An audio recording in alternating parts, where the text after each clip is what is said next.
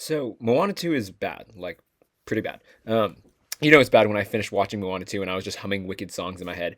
So let's talk about it. And I think this is probably gonna be a longer video, probably full of negative stuff. So before I get started, I'll say about like maybe like five things that I liked about it. Number one, I think The Rock is pretty good in this. Number two, Moana's new outfit is pretty nice. Number three, the ancestor chief guy, he looks like really cool. Number four, there's some cool sunsets. And number five, Moana's new tattoo is it's pretty sick.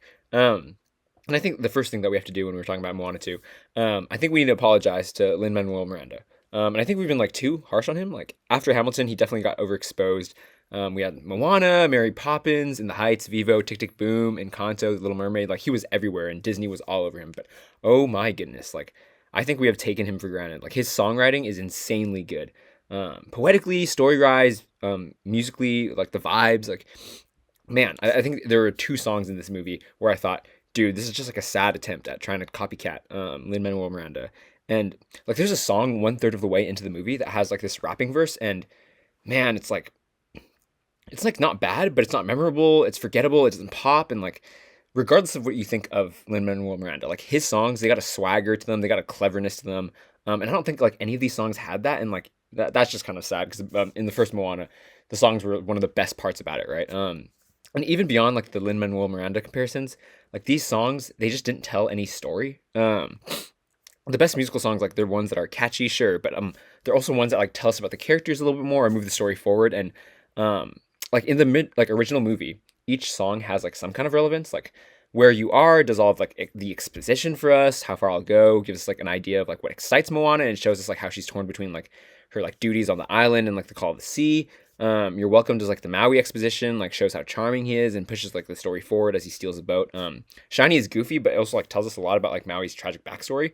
But in Moana 2, like the opening song is just it's like it's called We're Back, and it's more of like a nod to the audience of like, oh, we're back with a sequel. It's like it doesn't tell us anything new, it just literally tells us that we're back in the world of Moana. Beyond, it's like the general like I Want song at the end of the first act. It's like really generic, and then there's also this song where like they're on the boat in the middle of the movie where they're like with the new crew and they magically learn how to work together, and like it's frustrating because like the original problem of them not being able to work together is just a random thing that happens to be there. Like there's no setup or anything for it, and just like it gets solved in this song, like this montage song.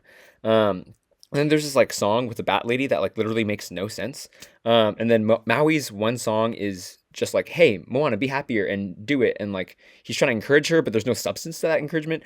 And I think the best song in the movie is We Know the Way, which like is like played at the end of the song, and Ali Carvalho sings it this time, and it's good. But like that's just a reprise from like a song from the first movie. And like in the first movie, every song like felt like it fit into like the mold of the Pacific Islander vibe, and like it was rhythmic and kind of bare and stripped down. But like in Moana 2, like we kind of lose some of that in the songs, like which isn't necessarily bad, but it just like it loses its uniqueness. It's like specific cultural uniqueness, which is kind of sad, I think. And there's just like not a single song that I would listen to again here. Like no hate to the composers or the producers or the songwriters, but I just like think I've realized like how hard it is to be good. But I think even beyond like the music, like the big problem in this movie is that the story just like it sucks. And I usually don't do this, but I think I'm just gonna go through like the entire movie, like talk about my different problems with it. So basically, in the beginning, we like pick up after like the last movie where they're like going and voyaging. Like Moana, she's looking around for all these other people, but she can't find any of them. And then she gets like this big vision, like, oh, there's this storm god called Nalo, and he sunk a big island to the like bottom of the ocean. And basically, this island it like connects all other islands together or something like that. And if Moana doesn't bring that island back to the surface, like then all life will like cease to exist and stuff like that. And it's like terribly executed. Like the inciting incident isn't strong enough. Like at the end of the first movie, Moana is excited to voyage and find like new islands, and like she's like, excited to like settle and expand or whatever. But it's like never really been about finding more people, and so like this new desire is like interesting and new, and it feels like more like, oh, there'd be something cool to do, but it's not necessarily like, oh my gosh, we need this badly. It's like it doesn't seem like a strong want from her. It's just like, oh, like this is what she's doing now because she is. And then like she gets this call from the ancestors or whatever, and like she has this song. It's called Beyond, and basically it's about how she's like scared and worried and doesn't want like to leave her family behind. And it's just like it's like mostly annoying because like everyone in the audience, we know that we're gonna go like on this voyage. We know that she's gonna end up going. There's nothing compelling about this song, like about like, oh, should she stay or should she go? Like she's just randomly scared now, even though like I think in the first movie, like her whole thing is that she's this plucky kid. She's always in over her head. She thinks that she can do it. Um, so either like they made a mistake on her characterization, or like this Nalo storm god guy and the stakes of this specific mission aren't like communicated well enough. And I think it's probably like both of that. Um, and like there's this whole part of like the movie where she's like, oh no, I don't want to leave my whole family behind. And what if my little sister that she now has, like, oh, like what if she has no one to raise her? It's like it's just weak sauce. Like we never spent time with her parents really in the first movie. Like we don't really care about them. They were just there like for the send off. And like her little sister is only emotional because she's cute. Like it's like low hanging fruit. Like in a movie, it is easy to make a toddler look cute and for us to care about them.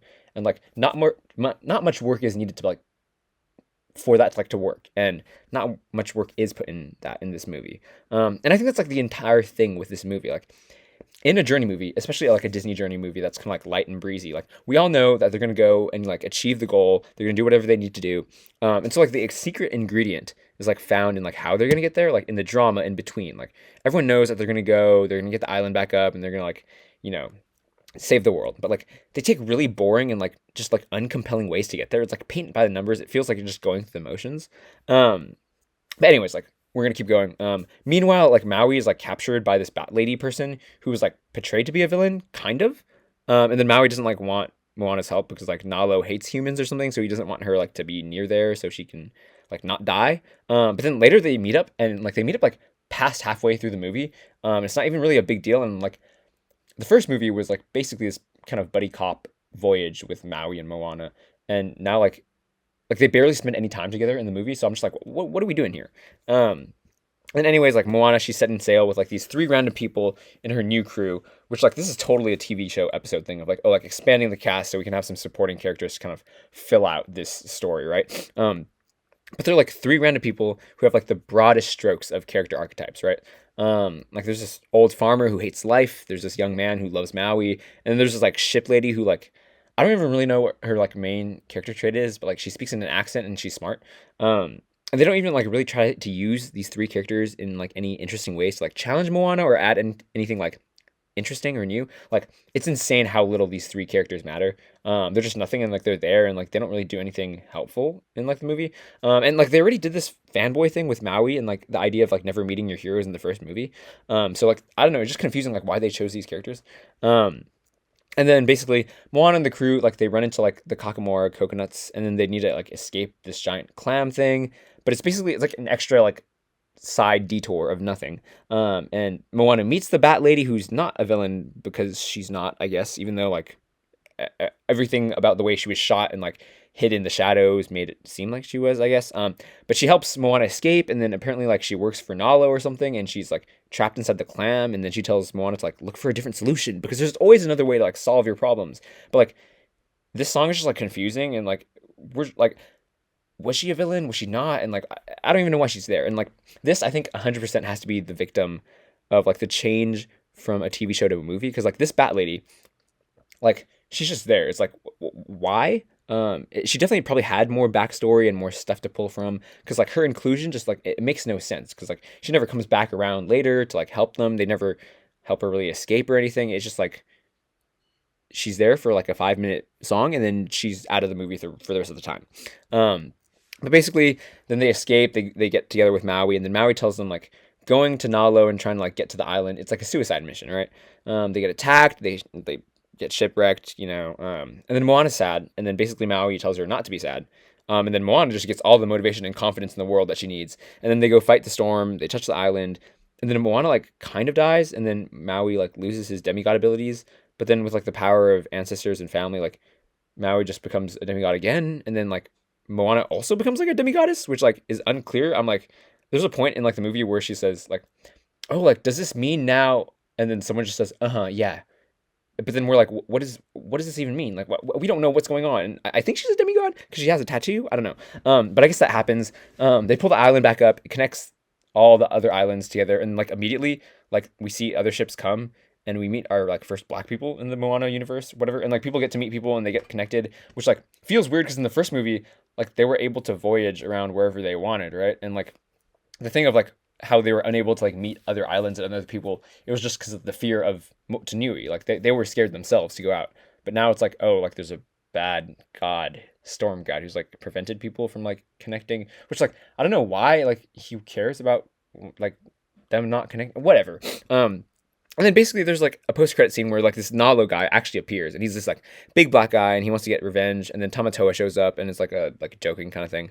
Um but like in the story there's like just nothing here. Like it's so thin. There's no like character arc for Moana. Like there's no issue she has to solve. There's no like weakness for her to overcome, or like no insecurity for her to deal with. Like in the first movie it's all about her insecurity of like, oh, like I want to do this and I've always like, hoped that I could do this. I would love to sail, but then she realized, she gets out there and she's like, I'm actually really bad at this. Like all of my dreams, they were just dreams. I've never gotten like the chance to like do this. And so how can she overcome that mental barrier of her being terrible? All that stuff. But in this movie, she's just like the best chief ever. Everyone loves her. She's a celebrity. She's super cool. And then she's like sad for a bit because like monsters shipwrecked her like ship, and it's not like anything she did wrong or whatever, but then she gets over it like really quickly. Maui, he's like barely in this movie, like it's crazy. And like the side characters do nothing to challenge Moana for like what she stands for or believes in or does. And then like the Bat Lady and like the Storm God people, like they're like villains, but they're not really villains. Like I don't know, like they're like they're just kind of there. And then also like none of the bad guys or the obstacles in the movie like conflict with Moana's like worldviews or ideas. So it's just like a straightforward like physical challenge for Moana to overcome, and like that's just easy. And it's boring because like there's no like conflict. It's just like, oh, like we need to touch this island and like whatever. And midway through this movie, I like kind of realized like, yo, I think this movie is like basically Frozen 2. And like the more that I think about it, like there are just like similarities like over and over again, and it's like kind of crazy. Like basically we have a sequel to an insanely famous and successful like original Disney movie, and then like it's a sequel that had like insane behind the scenes problems and issues, and they show up like you can tell in the final product for both of these movies. But like basically Elsa and Moana both get like some random call from like out there to go discover something that like sunk in the past, right? And then both movies are about like expanding the lore more and filling out that world. And then at the end, like Elsa and Moana like both kind of die, and then one of their sidekicks, like Anna or Maui, like they do some like cool things to revive them. And then both Elsa and Moana at the end both emerge like supercharged with more powers and better than ever, and like they save the day or whatever. And Moana 2 was like a pretty like meh movie, but like man, it's just like so like structurally so much better than Moana 2. Like Moana 2, it like lacks emotional payoff. Like the problem with these ocean journey movies is that like you can probably cut out like 90% of the stuff that happens. And I think this like goes to like just kind of structurally how movies are usually written. Like if you don't clearly define the goals and the sub goals that lead to your like ultimate goal, like none of it matters and none of it makes sense. Like when we start the movie, like all we know is like Moana and the crew, they're gonna follow this shooting star across the sky to like find an island, and like that's cool, right? But since like the audience has no frame of reference for how far that is or how close we are to like it, like it's all on the writers to pull whatever the heck they want out of their butt, right? And like they can move the goalposts closer or farther as they please, which is basically what they do, right? Like, but in a good movie, like the stakes, like the goal, like that needs to be like abundantly clear. Like how we get that needs to be abundantly clear, for example, like in Avengers Infinity War, like the goal is to defeat Thanos, right? And like that's kind of like a lofty like conceptual goal, like what does it mean to defeat Thanos, right? But then we get like the sub goals that like help the audience understand what we're fighting for, what we're rooting for. Like don't let Thanos close his fist, or like keep him from getting to Vision, or don't let him get to like this specific stone or whatever. Like these are all specific goals that we can track, right? But when Moana 2, like we have no idea how far away like from the island we are. Like we don't know if we're close or not. We don't know like what actions the characters can take to like work towards that goal. Like helping the Kakamora find their home, it's just like a random side quest, right? Like, and like the Bat Lady helping Moana learn about like this teleportation bubble, like it's helpful, but it's not like a mechanism of the world that we were aware of until like 2 seconds before they used it. Like we didn't know, like they didn't go into like the giant clam in search of something to help them get closer to the island. They were just like, oh, I guess it's in our way, so we're gonna do it just because. Like we went to do it just because, right? And I don't want to like say that the movie is like poorly written or structured, because like when it was like originally a TV show, like I'm sure that this stuff was probably better structured and they had more time to, explain the Kakamora stuff and the Bat Lady and like Nalo or whatever. But now that it's like cobbled together and stuff, it's just like not coherent, and like you can totally tell like this was not meant to be a movie. And like kind of speaking on that, like I think some like the animation and like just like the content that they had like made it seem like a TV show, right? Like I think some of the animation of the faces, like it felt like weirdly low budget, and like I feel like Moana herself, like her face and like some of the reactions and like the way that she moved her mouth or like face or cheeks, like it felt like a little less good and a little less distinct. And like yeah, just like the people of Motunui, like their faces looked, I don't know, like it was weird. I can't really explain it. The water and the storm stuff, like it looked fine. I think the most of the animation is still like pretty very good. But it felt like there's these like little tiny dips of like animation quality that like usually comes between like movies and like their TV shows that they just like throw onto streaming or throw onto like Nickelodeon, right? Um, but also there's just like a bunch of stuff like content wise that happens that it makes it feel like it's made for TV. Um, like for movies, there's usually like typically like kind of a level of mainstreamness that like studios stay within when they're writing like their plots and like, but like learning about like the Kakamura's backstory and having this like weird blob creature that like controls like the tranquilizer darts and like just like a random bat lady in like this movie that has like the vibe of like ocean and voyage and like sea, like it just feels like a weird departure. And it feels like it's like straight out of like an episode of like Disney Channel TV or something. Like yeah, like with like the Legends of Awesomeness from Kung Fu Panda or like Riders of Berk from How to Train Your Dragon, like it feels like extracurricular stuff that like isn't canon. Like it almost feels like fan fiction, which is like funny because like they make a joke about fan fiction in the movie, and I'm like, this feels like not real. Like I don't feel like I want to count this as canon, right? And it just like feels like a huge departure from like the general vibe and the aesthetic of the first Moana movie. That like it just feels like a niche TV episode idea. Um, but yeah, those are like kind of the general thoughts and gripes. Some other random thoughts, like in the first act, like something that was kind of annoying, like they reuse an insane amount of musical cues from the first movie. And when I say that, like that they reuse it, like they literally just like play it like straight the exact same way. And like I've listened to the original Moana score, like specifically the score for like hours and hours on end. And they brought back the same guys, Mark Mancina and Opataya Foaya, or I don't know how to say his name, but he's great. They brought them back, but it just feels like so much is like not new. And it feels like there wasn't like a lot of ingenuity or conviction behind this movie. Like it just felt like it was like lacking heart, and like I could feel that in like a lot of the ways that they just kind of repeated the score, or like even like the first act, like all of it just kind of like, oh, like it's Moana 2, like here's that person that like we had, like, you know, like that one dancing kid who was flirting with Moana, like he's here doing the same thing, he, you know. Also like a big thing. That I like personally care about. Pua, I was a big like proponent of Pua in the first movie. I thought he should have went on the boat or whatever. And now like they kind of made it like a response to all the memes. They're like, oh yeah, now he's in it this time, and like I think someone like it says a line in the movie like, oh, like you're coming with us this time, like, you know, you wanted to come, like of course you're coming, Pua, or something like that. But I kind of now see why like they cut Pua out of it. Like, man, like it's just annoying to have Hey and Pua. And it's just like there's too many like side characters who are just supposed to be like comedic relief that just aren't very funny. And also like the design of Pua is different here. Like he looks a little bit more like he's like fatter for sure, and then they added a tooth sticking out, which I didn't like because I think that just makes him look more like a, I don't know, like ugly brawler, and he just like looks more smug now. And yeah, like it just felt like the filmmakers were saying like, oh, we're sorry for not like including Pua in the last movie, but like here he is, like, do you see him? He's right there. It's Pua. Like now clap and laugh for us, you know. But anyways, I think there's probably gonna be a third one, because this is like going to make so much money. Like it's insane. I was like at a showing on a Saturday, and it was literally all kids and families, and they were eating it up. Like kids love Moana. This is probably gonna make over like 1.25 billion at the box office. It's already like breaking records. It's smashing records. It's insane. It's definitely like review proof, Rotten Tomatoes proof. Like people are just gonna go.